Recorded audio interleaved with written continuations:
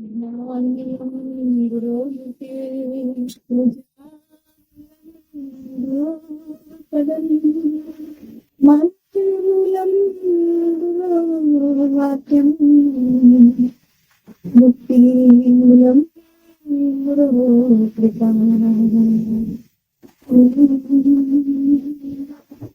संत की पूजा का संत की पूजा क्यों हुई कि जिस प्रकार इस धरती पर सुना गया है कि आज सरस्वती का जन्मदिन है। आज के दिन सरस्वती इस धरा पर प्रकट हुई थी और संत के अपने जीवन में जब वाणी प्रकट होती है, सच्चा ज्ञान प्रकट होता है, तो संत कह उठता है अपने मुख से कि बसंत तो तब आया जब तू संत मेरे जीवन में आया। जैसे बिना किसी प्रयास के हम देख रहे हैं कि संसार में बसंत आ गया है। अपने आप धरती पर हमने और आपने कोशिश नहीं की, किंतु ऋतु बदल गई है। अपने आप इस धरती पर पीली पीली सरसों उग आई है।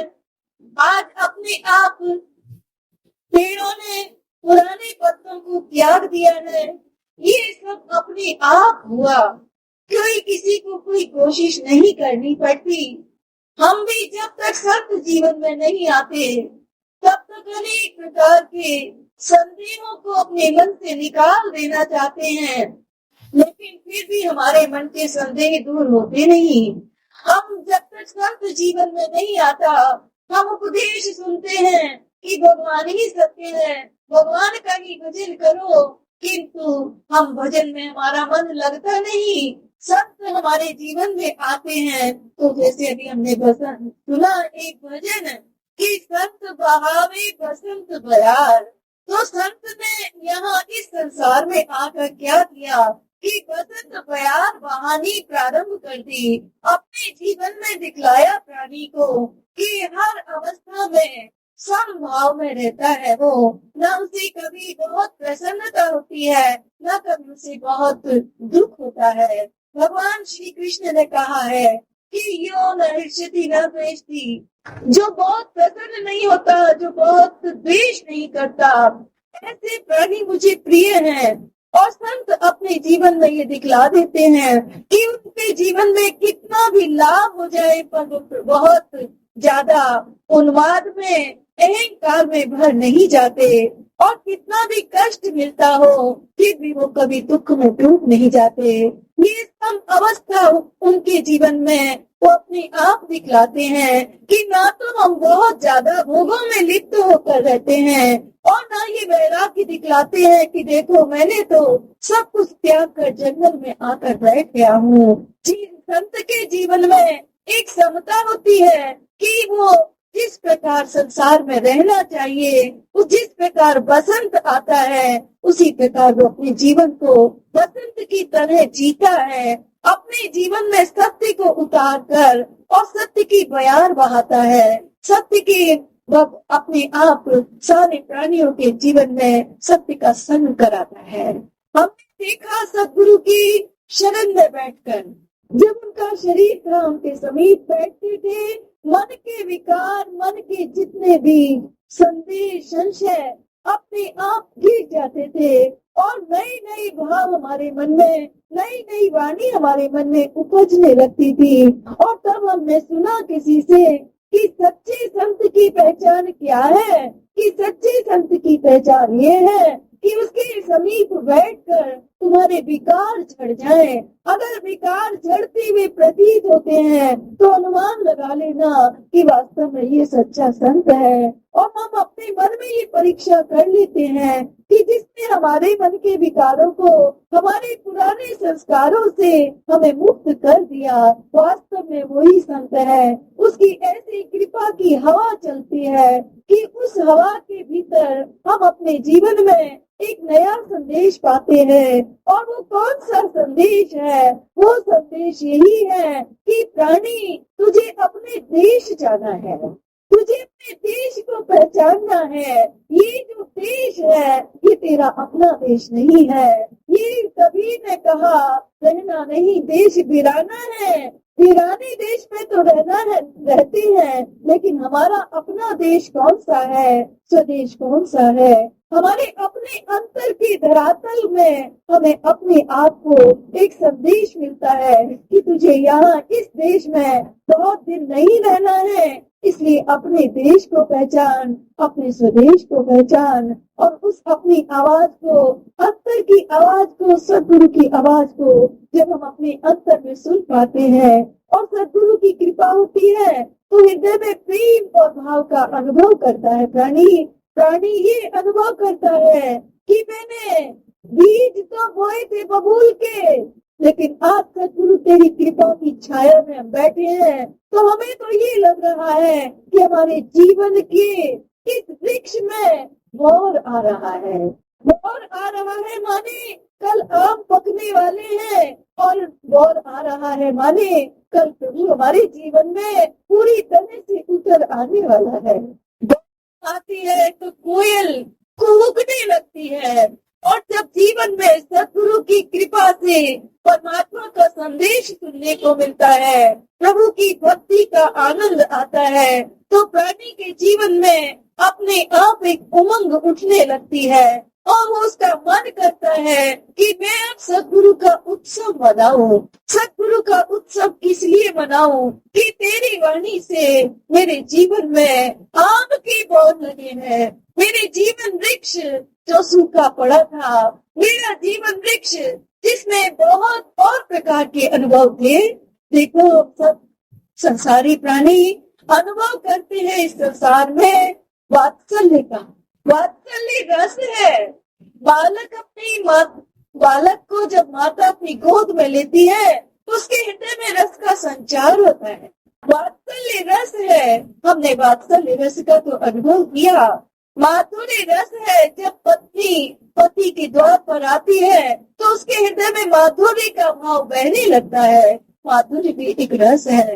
लेकिन इन सब रसों का अनुभव करने के बाद भी मनुष्य का जीवन पाकर यदि मनुष्य ने भक्ति के रस का अनुभव नहीं किया तो उसका जीवन सूखा सूखा ही रह जाता है, उसके जीवन में कोई हरियाली नहीं आ पाती। जिसके जीवन में हरि आएगा, हरि सद्गुरु का भाव आएगा, जिसके जीवन में संत का भाव आएगा, जो सद्गुरु की कृपा को अपने जीवन में अनुभव करता है, वो ये जानता है कि अब मेरे जीवन में, मेरे हृदय में भक्ति रस का संचार हो रहा है। भक्ति के रस के संचार का अनुभव करने वाले प्राणी को अपने जीवन में कुछ नयापन लगता है।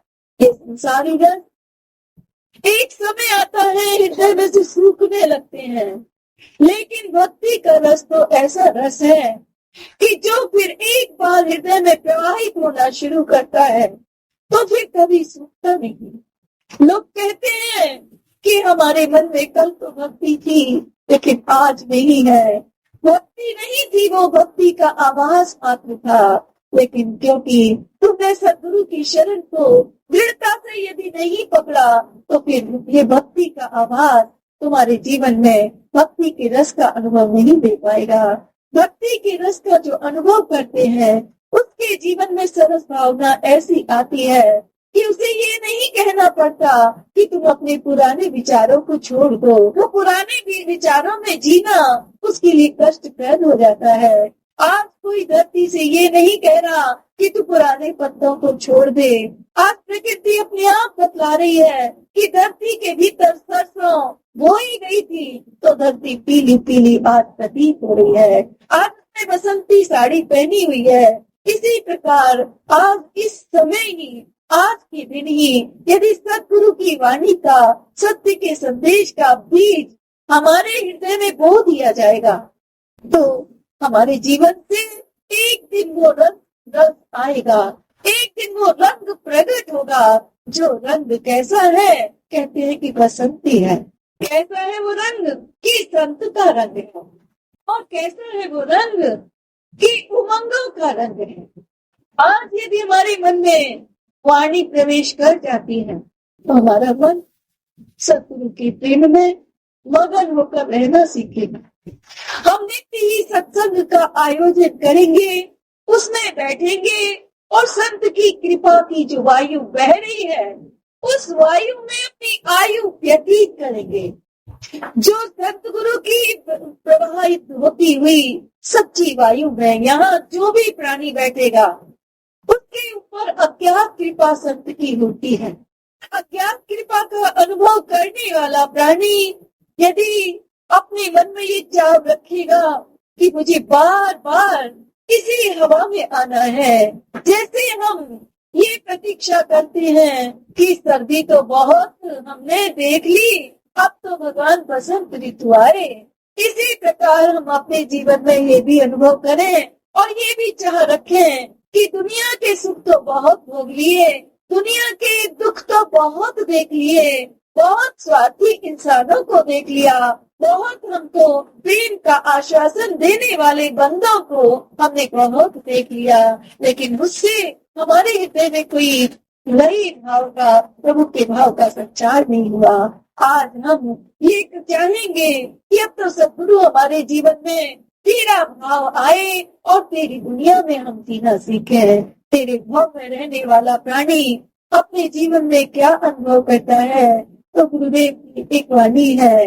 वाणी में गुरुदेव कहते हैं, ये दुनिया गुलाब उनके लिए जिन्होंने खिलना सीखा। और जब से ये वाणी सुनी है, ये वाणी पढ़ी है, तब से लगता है ये वाणी वाणी नहीं, वाणी मंत्र है। वाणी मंत्र नहीं, वाणी हमको जीना सिखाने के लिए एक प्रकाश का स्तंभ है। वाणी कहती है, ये दुनिया गुलाब उनके लिए जिन्होंने खिलना सीखा। बसंत का आज का दिन प्रसन्नता का दिन है। जिसके जीवन में प्रसन्नता आती है वही आनंद मनाता है, वही उमंगों से भर जाता है और वही उत्सव मनाता है। जो अपने जीवन में प्रसन्न रहना सीख लेगा, हर हाल में मगन होकर रहना सीख लेगा, ये दुनिया उसके लिए गुलाब के समान है। उसे इस संसार में कहीं कांटे नहीं दिखलाई देंगे और न उसके हृदय में कभी कांटे चुभेंगे। कांटे हमारे हृदय में कब चुभते हैं? जब हमारी निगाह कांटों पर जाती है, किसी की बुराई पर जाती है, किसी के प्रति हमारे मन में ईर्ष्या होती है, किसी के प्रति हमारे मन में द्वेष होता है, तो हमारे जीवन में, हमारे हृदय में शूल चुभने लगते हैं। और जब शूल चुभने लगते हैं तो कहने लगते हैं, ये दुनिया स्वार्थी है, ये दुनिया तो कांटों से भरी हुई है। लेकिन संत कहता है कि तुम अपने हृदय में हर हाल में प्रसन्न रहना सीख लो। हर व्यक्ति को देखकर ये प्रसन्नता का भाव लेना सीख लो। हर जीव के भीतर परम पिता परमात्मा का दर्शन करके आनंद मगन होना सीख लो। फिर तुम्हें ये दुनिया कांटों से भरी हुई दिखाई नहीं देगी।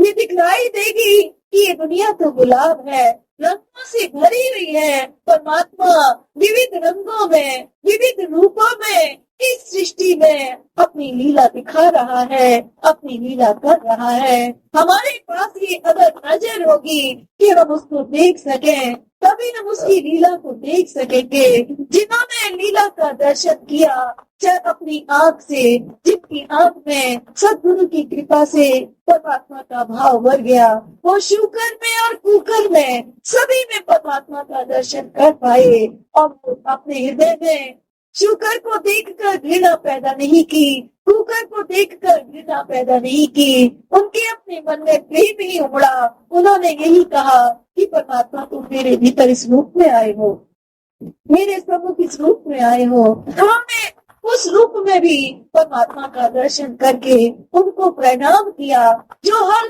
रूप में, हर वेश में, हर देश में उस परम पिता परमात्मा को बिसराते नहीं। और ये देखते हैं कि हर कली के भीतर तू ही खिलता है, हर व्यक्ति के भीतर तू ही बोलता है। ये भाव जो लेकर जीते हैं, उन प्राणियों के जीवन में कभी उदासी नहीं आ सकती। उन प्राणियों के जीवन में हमेशा प्रसन्नता ही रहेगी।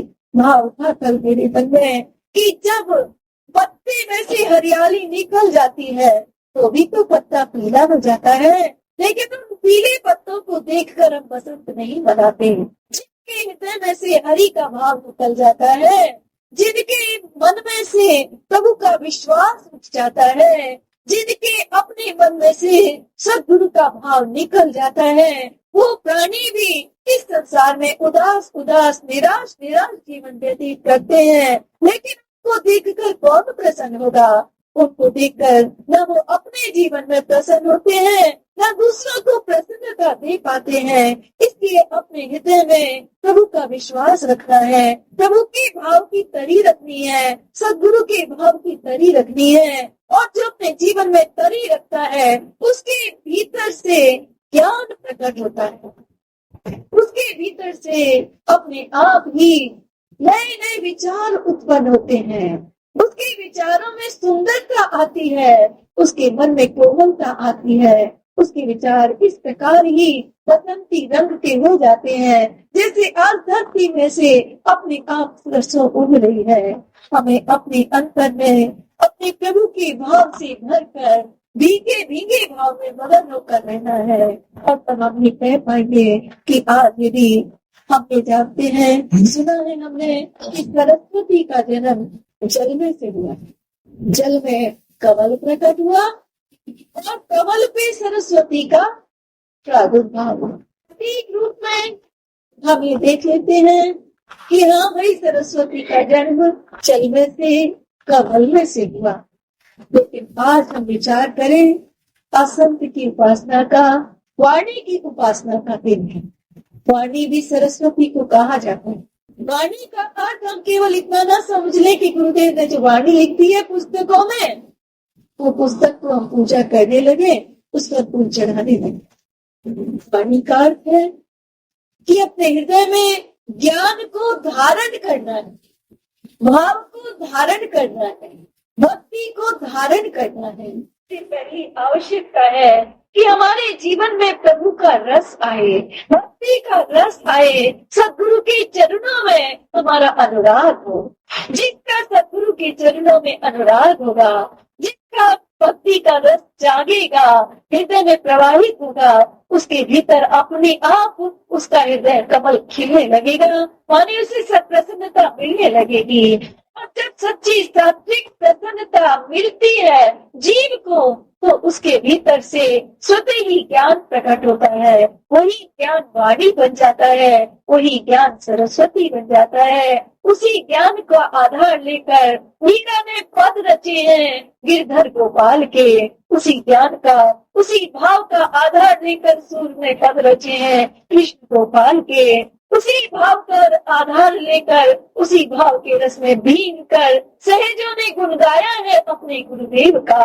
और हम ये विचार करें कि अपने जीवन को कब तक रूखा सूखा रखें। सतगुरु की शरण में आकर जो प्राणी अपने सर को झुकाएगा, वही प्राणी सतगुरु के भाव के रस को अनुभव कर पाएगा। जो प्राणी अपने हृदय में भाव के रस का अनुभव करेगा, उससे ही कहना नहीं पड़ेगा कि तुम हंसो, तुम खिलो, तुम अपने जीवन में पुराने विचारों को छोड़ो। नहीं, सहज सुगम उसके पुराने विचार उसको छोड़ते जाएंगे और वो नए पथ पर अपने आप सत्य के पथ पर, प्रभु के प्रेम के पथ पर सहज भाव से सद्गुरु की कृपा के सहारे आगे बढ़ता जाएगा। और जो आगे बढ़ता जाएगा, सत्य का अनुभव करता जाएगा, उसके जीवन में सारी उपासनाओं का अंत हो जाता है। अनेक प्रकार की उपासना करते हैं, कभी किसी देवी की, कभी किसी देवता की, कभी भूत की, कभी प्रेत की, कभी पीपल की, कभी किसी नदी की। सबकी उपासना कर देते हैं, किसी के भी गुण को तो हम ग्रहण नहीं कर पाते। संत के द्वार पर आकर हमारी सारी उपासनाएं, बाहर की उपासनाओं का अंत होता है। रह जाती है केवल संत की उपासना। संत की उपासना इसलिए कि उसने हमें सत्य का बोध कराया। बार बार मन झुकता है उसके चरणों में कि तूने हमें ये दिखलाया कि गंगा की पूजा नहीं करो, गंगा का भाव धारण कर लो। गंगा जी कैसी है कि हिमालय से उतरती है और बीच में किसी भी पत्थर के रोके रुकती नहीं, और उनके भीतर कोई कूड़ा डाले, करकट डाले, तो किसी के भी कूड़े करकट डाल देने से मैली होती नहीं।